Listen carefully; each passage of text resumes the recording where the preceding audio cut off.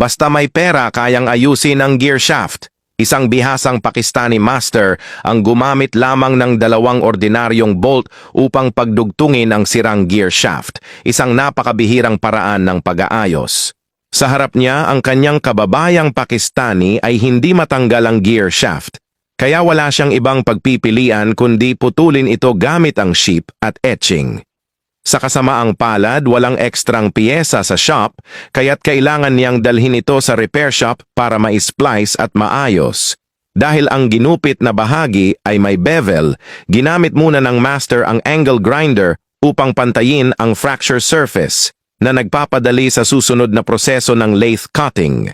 Matapos nito, ang gear shaft ay ikinabit sa claw plate. Dahil kailangang kayanin nito ang matinding torque at napakatigas ng mismong material, ginamit ng master ang blowtorch upang paulit-ulit na painitin ang ibabaw. Ang mataas na temperatura ay nagpapalambot sa bakal, annealing, kaya mas madali itong iproseso sa lathe at maiwasan ang pagkasira ng cutter head. Matapos tuluyang maputol at maalis ang natitirang shaft, kailangang butasan gamit ang twist drill ang gitnang bahagi upang mahanap ang tamang sentro at tiyakin ang concentricity sa splicing point. Ang convex splicing solution ay nagpapalakas sa pagkakadugtong. Matapos gamitin ang drill at inner hole cutter, naging tama na ang sukat ng butas para sa docking. Sa kabilang bahagi ng gear shaft, kailangang ulitin ang parehong proseso upang maiwasan ang kawalan ng balanse sa magkabilang dulo. Sa masusing pagkilos ng master, parehong naipasa ang mga gear shaft. Ang gitnang bahagi nito ay pinagdugtong gamit ang isang matibay at makapal na bakal upang maibalik ang orihinal na haba. Pagkatapos sukatin ang haba ng ginupit na bahagi, kailangang kalkulahin ni Fu ang lalim ng dalawang butas para sa tamang splicing ng shaft.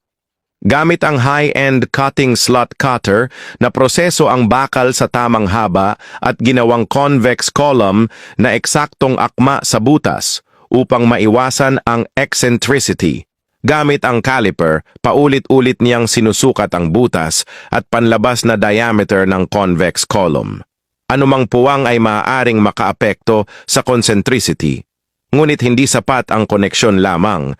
Kailangan ding markahan ni Fu ang sentrong linya upang magamit ang screw rod bilang pandugtong. Kapag naipasok na ang screw rod, kailangang butasan ayon sa haba nito upang tuluyang makonekta ang dalawang bahagi. Matapos gamitin ang lifting drill, kailangan ring gamitin ang horizontal drill upang gawing konektado ang dalawang butas. Gayunpaman, mas makapal ang Rome kaysa sa rod, kaya't kailangang palakihin ang butas gamit ang mark drill bit upang maiwasan ang sobrang sikip na butas na hindi maayos na mapapako. Kapag wala ng error sa butas, gagamit ng mark tap upang higpitan ang screw rod gamit ang wrench.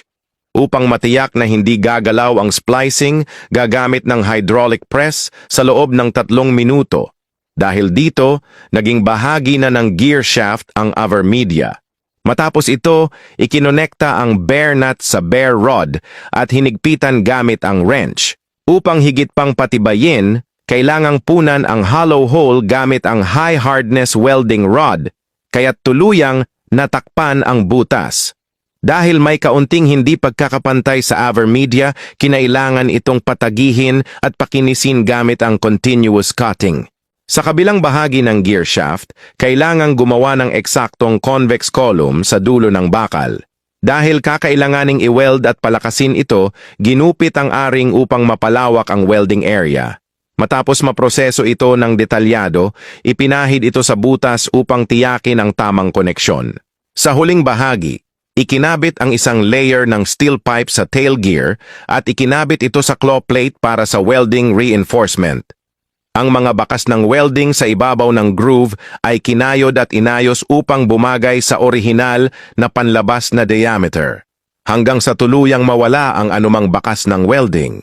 Ganito kaseryoso at kahigpit sa kalidad ang Pakistani master sa kanyang trabaho